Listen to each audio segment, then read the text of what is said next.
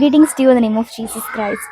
நல்லதா நாள் நல்ல பழக்கம் சீரீஸ்ல இன்னைக்கு நம்ம பார்க்க போற முதல் நல்ல பழக்கம். நம்ம ஒரு பப்ளிக் ப்ராப்பர்ட்டியை ஹேண்டில் பண்ணும்போது, அதாவது ஒரு பஸ்ஸில் போகும்போது, ட்ரெயினில் போகும்போது, இல்லை ஒரு ஹோட்டலில் ஸ்டே பண்ணும்போது, அது தேவையில்லாமல் நம்ம டேமேஜ் பண்ண வேண்டாமே.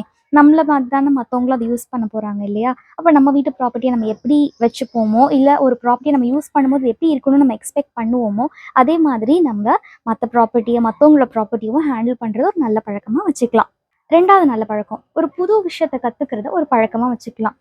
ஒரே நாள்ல நம்ம பயங்கர ப்ரோவா கத்துக்கணும்னு அவசியம் இல்லை. பட் ஒரு ஸ்லோ பேஸ்ல நம்ம சின்ன சின்ன விஷயங்கள் புதுசா கத்துக்கிறத ஒரு நல்ல பழக்கமா வச்சுக்கலாம். ஒரு புது லாங்குவேஜ் கத்துக்கலாம், இல்ல ஸ்டிச் பண்றது கத்துக்கலாம், இல்ல வந்து கிராஷே, நிட்டிங் இப்படி ஏதாவது ஒண்ணு புதுசா நம்ம கத்துக்கிறத ஒரு பழக்கமா வச்சுக்கலாம். இல்ல ஒரு கல்ச்சர் பத்தி தெரிஞ்சுக்கிறத ஒரு பழக்கமா வச்சுக்கலாம். ஏதோ ஒண்ணு டெய்லி நம்ம நியூவா கத்துக்கிறோமா அப்படின்றத வி ஷுட் மேக் ஷுர்.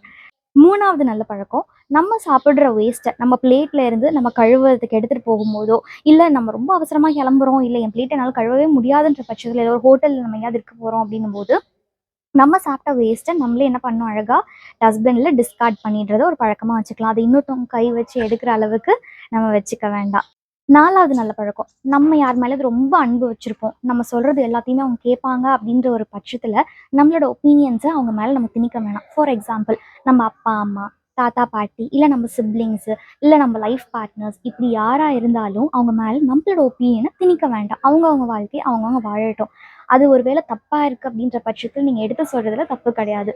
ஆனால் நமக்கு மேலே இருக்க அப்பாவோ அம்மாவோ தாத்தாவோ பாட்டியோ அவங்க வாழ்க்கையை ஆல்ரெடி வாழ்ந்தவங்க தான். அவங்களுக்கு அதில் கொஞ்சமாவது புரிதல் இருக்கும். நம்ம வந்து நீங்கள் இப்படி தான் ட்ரெஸ் பண்ணணும், இப்படி தான் நடக்கணும், இப்படி தான் பேசணும் அப்படின்னு சொல்லிட்டு நம்ம ஒப்பீனியனை அவங்க மேலே திணிக்க வேணாம். அது அவங்க வாழ்க்கை, அது அவங்க வாழட்டும், அது அவங்க டிசையர்ஸ், அது ஒரு தடவையாவது அவங்க ஃபுல்ஃபில் பண்ணிக்கட்டும்.